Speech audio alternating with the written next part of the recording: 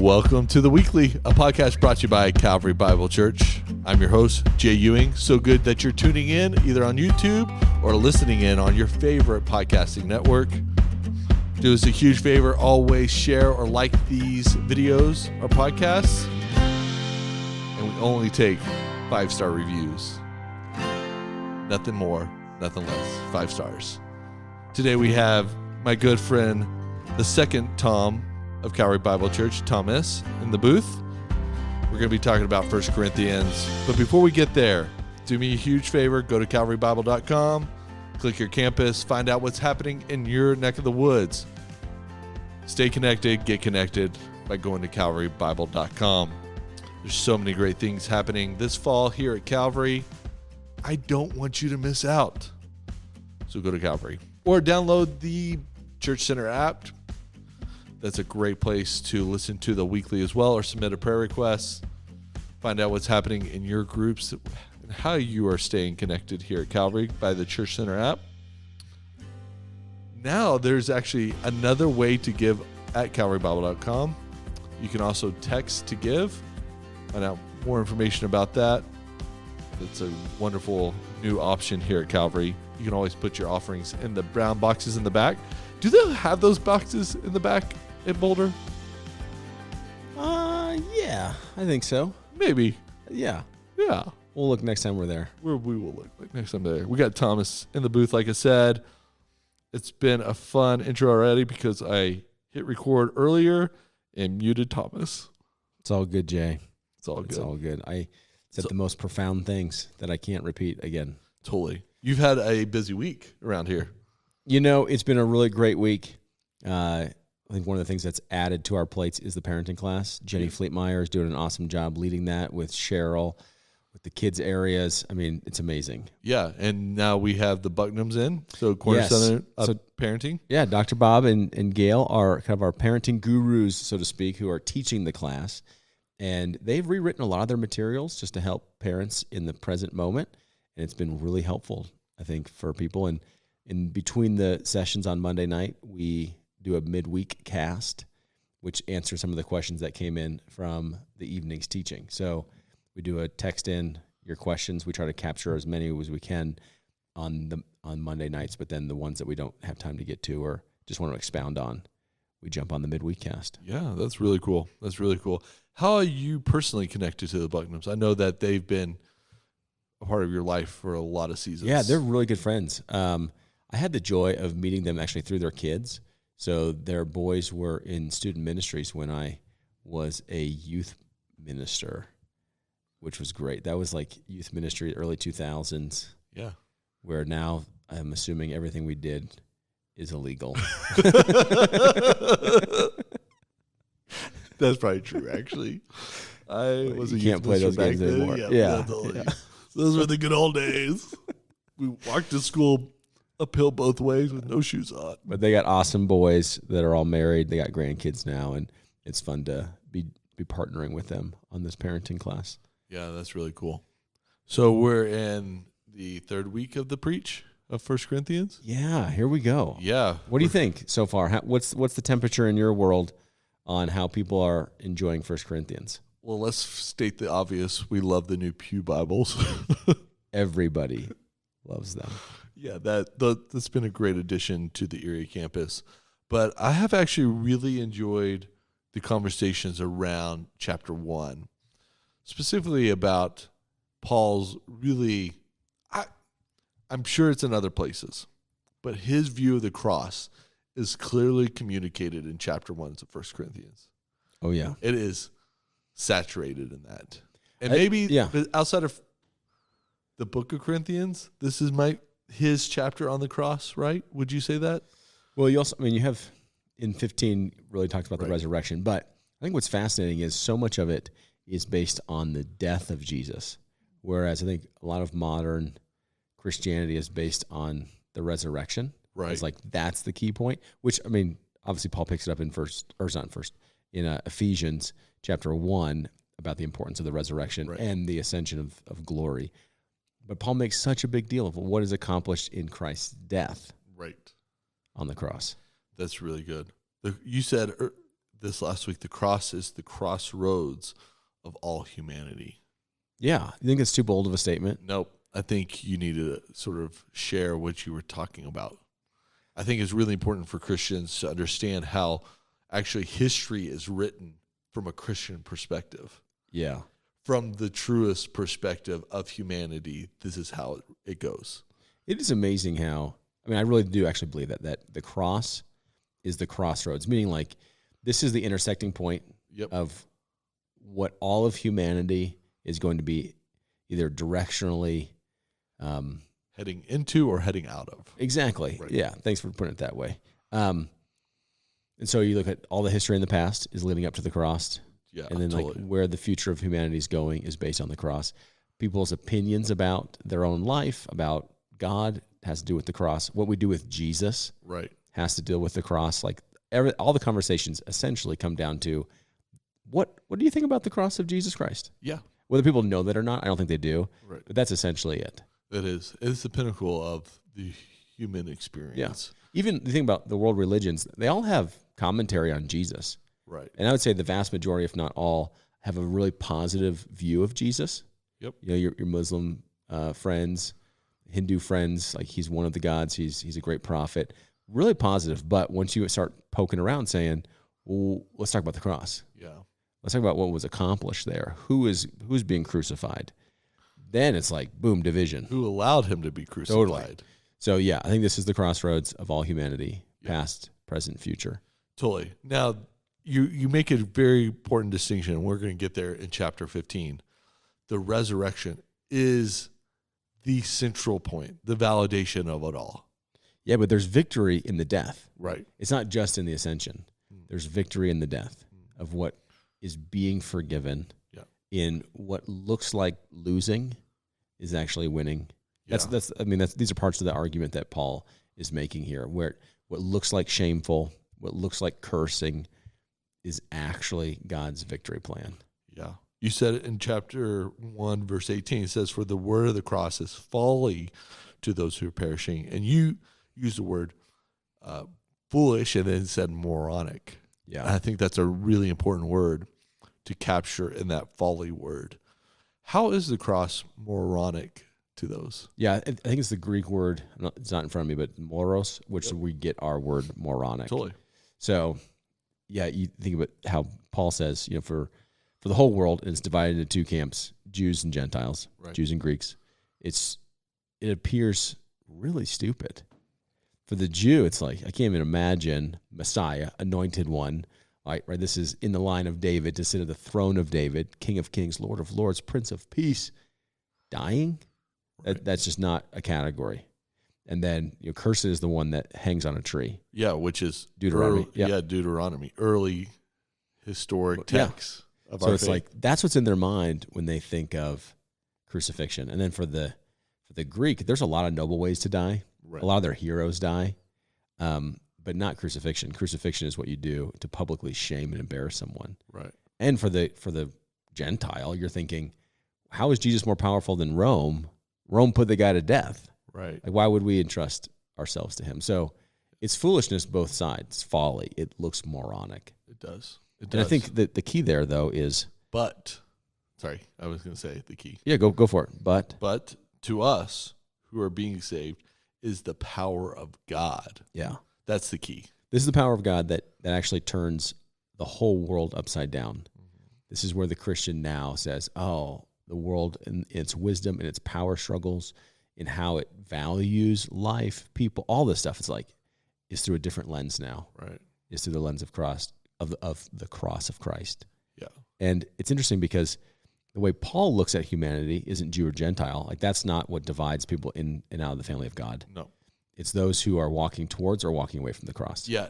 So I drew a little actually road that in my notes. That's sort of how I sort of mind map along with taking quotes. And I thought a lot about that. You're either walking towards or walking away from it.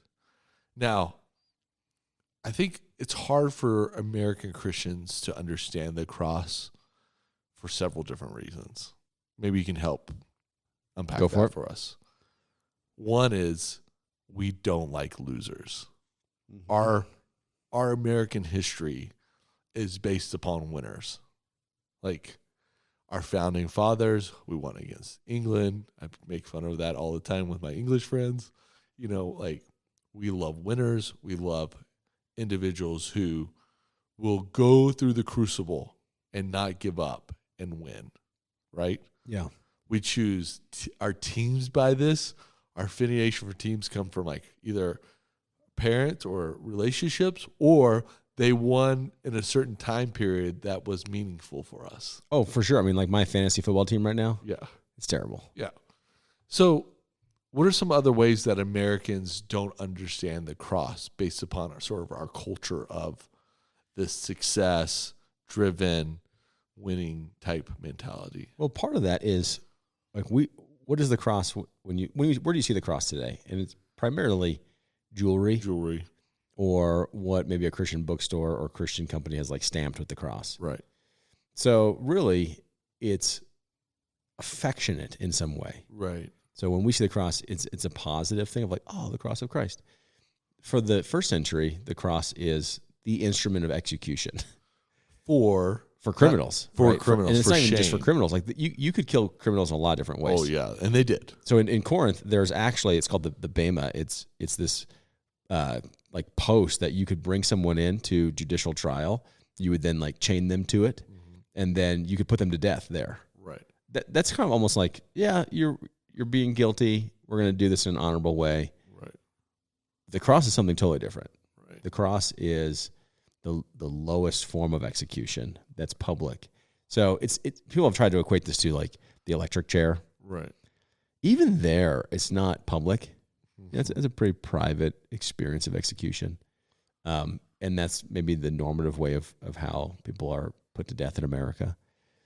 It's worse than that. I think French Revolution and the guillotine and throwing vegetables at the individual before they're make it a spectacle of it. Exactly. For shameful purposes. Yeah, James Coney, who is an African-American writer on black theology, has a book called The Lynching Tree, and he really tries to draw the parallel between the cross and then how African-Americans were lynched in the U.S. and just the public humiliation, shame, just awful. It's just so sick. And so like that's the emotion that's probably being drawn out for this community of, oh, we got to boast in the cross. What are you talking about? Right. That's not jewelry. That's not a rubber stamp. That's not.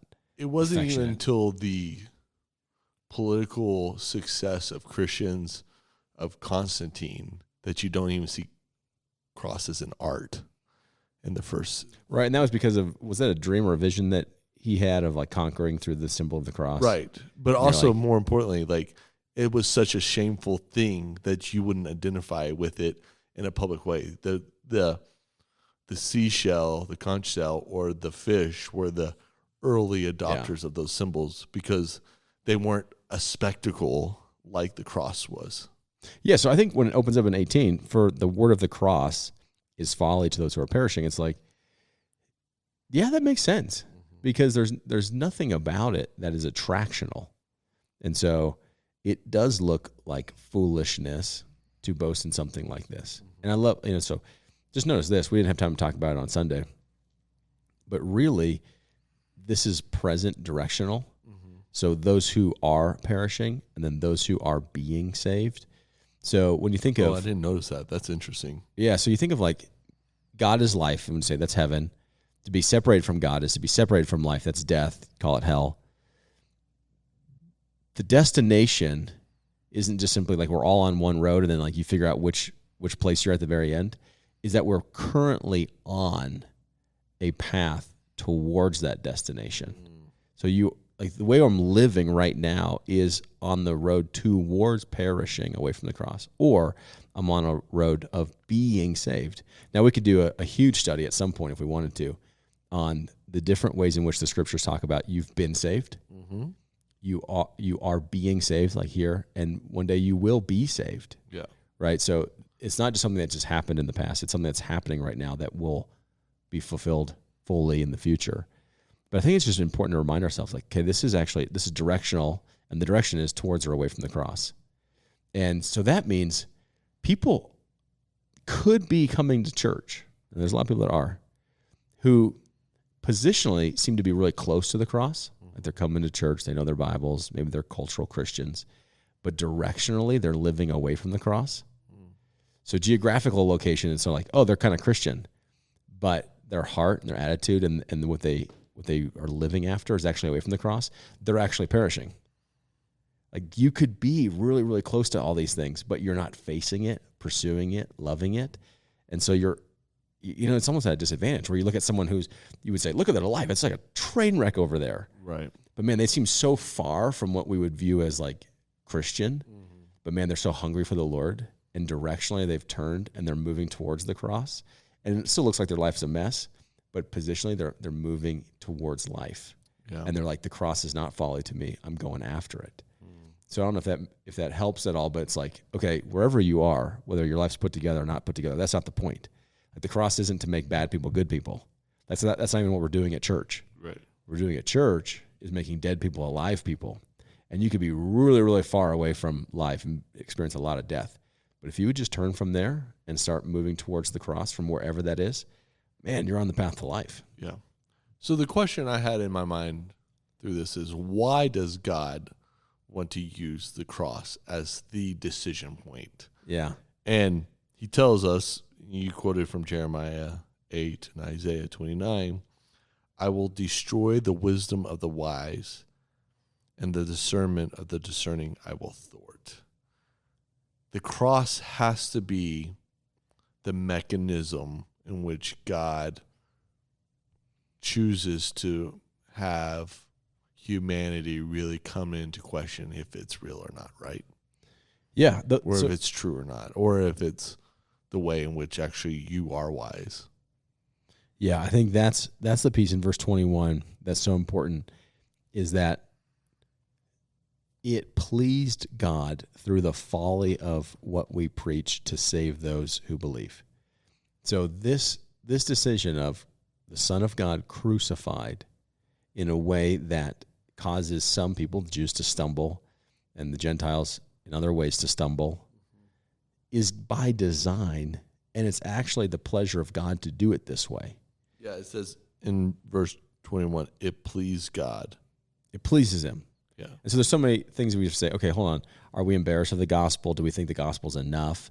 Because it's not only the message, that's the cross, right? It pleased God through the folly of what we preach. So that's the message, the gospel. But what's the mechanism of preaching, of proclaiming this? And so that's how people are able to be saved, to have their eyes open, their ears turned on, is through the hearing of his message preached. The message is the gospel. The means of that is preaching. That's what pleases God to save the world. Now, why does he do it that way? To your point, Jeremiah 8 and Isaiah 29, is to actually frustrate and thwart human wisdom. Now, this is not anti-intellectualism. This is not, okay, check your brain at the door, have faith, just believe, don't ask questions. No, that's not what's going on. What he's disarming is what human beings want to boast in, is their own way, their own thinking, their own abilities. It's like apart from God, and it's always apart from God. So if you go to Romans chapter 1, this is the very thing that he is recognizing. Is verse 18 says, the wrath of God is revealed from heaven against all ungodliness and unrighteousness of men, who by their unrighteousness suppress the truth. Like they know it, but they're trying to like put a lid on it. For what can be known about God is plain to them because God has shown it. For his invisible attributes, namely his eternal power, divine nature, can be clearly perceived.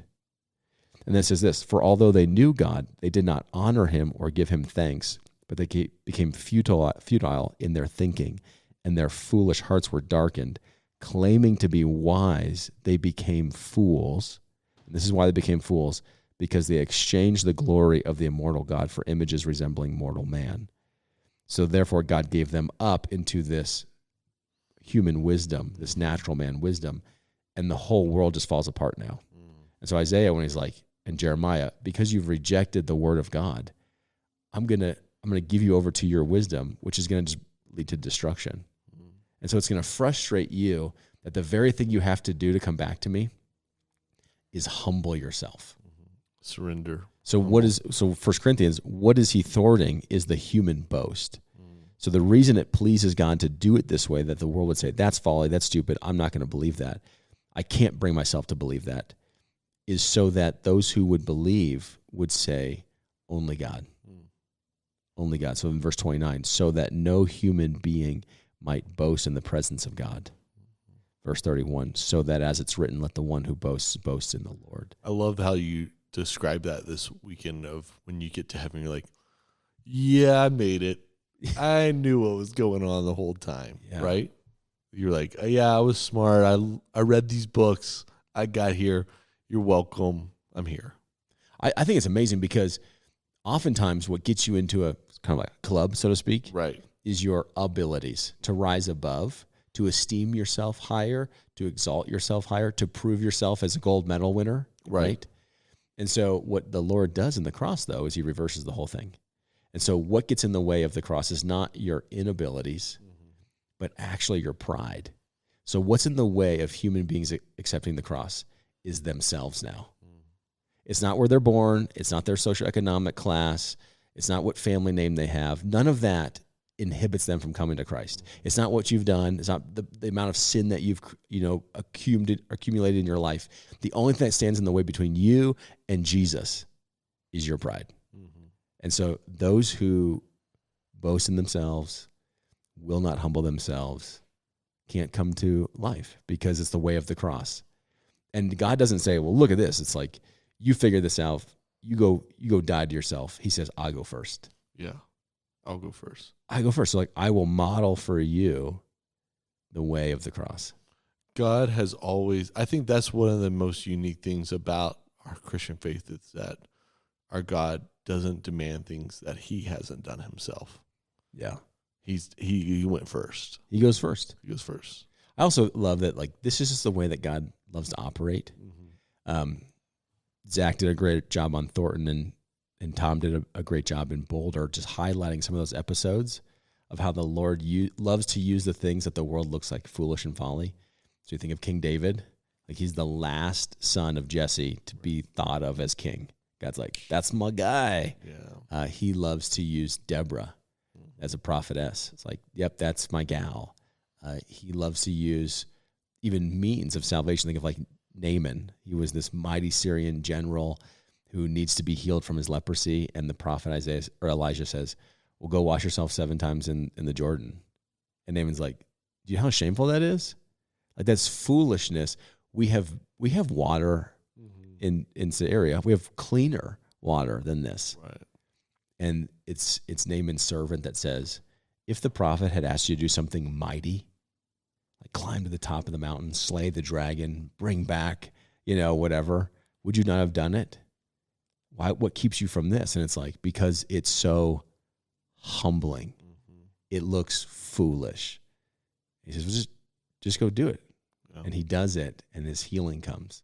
And that's just the image of the cross is, God, if God asks you to do something mighty, victorious, give your life, like whatever, some mighty feat to get into heaven, we're like, yeah, I can do that. That's not it. That's not it. Okay, so turning the corner a little bit, I noticed a couple of words that stood out to me while I was looking at 1 Corinthians 1, and that's usually an indication that's important, right? So I think it's in verse 24, but to those who are called, both Jews and Greeks. Now in verse 26, actually 27, but God chose the foolish of the world. God chose the weak in the world to shame the strong. And then verse 28, God chose what is low and despised in the world to bring about things that are, so that no human, this whole mechanism is about what God is choosing, not we are choosing for God. Yeah. And, in those verses, like God chose what is foolish, God chose what is weak, low, totally sounds like the Beatitudes in the Sermon on the Mount. Yeah, that's right. Blessed are those who are low in spirit. Yeah. Weak. I think, Jay, you just nailed it, man. It's like, again, you come back to what does Jesus say is blessed? Who does Jesus say is blessed? And you go to the Beatitudes, and it's like, goodness gracious, that's That's everybody the world says, I don't want to be like. Mm-hmm. Poor in spirit. No, I don't want to do that. How about Meek. hunger and thirst? Yeah.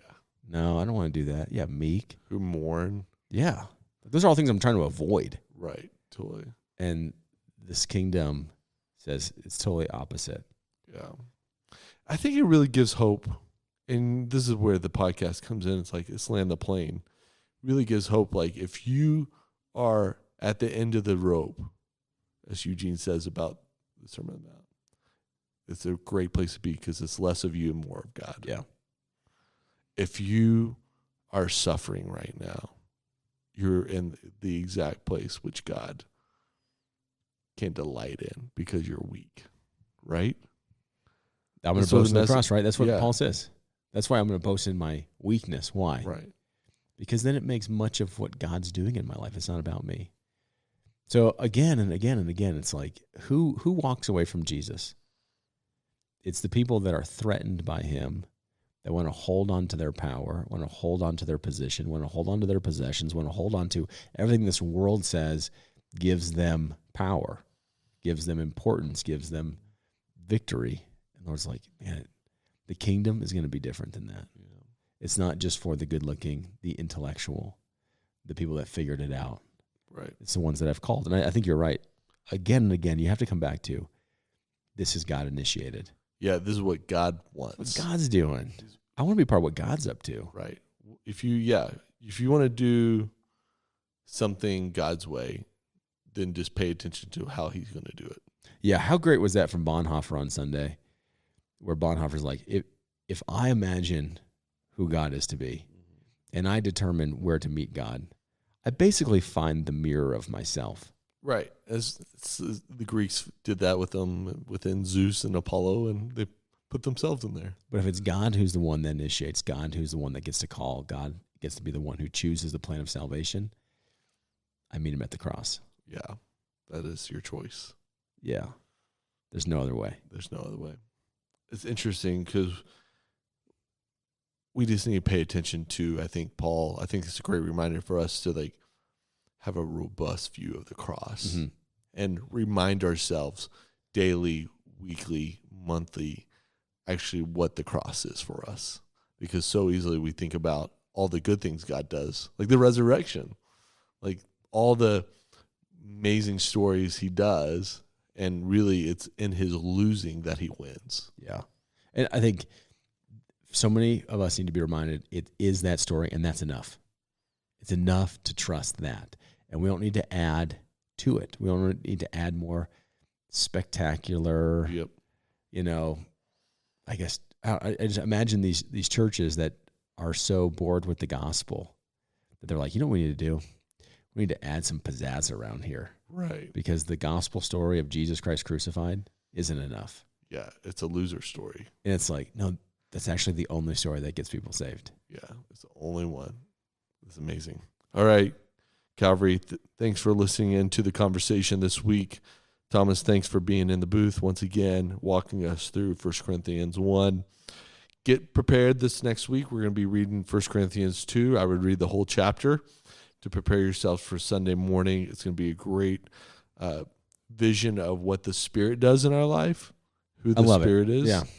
And you want to be prepared. So read chapter 2 of 1 Corinthians. Besides that, let me leave you today with sort of a vision for the good life this week. And that is in 2 Corinthians 2:15 says, "For we are the aroma of Christ to God among those who are being saved and among those who are perishing."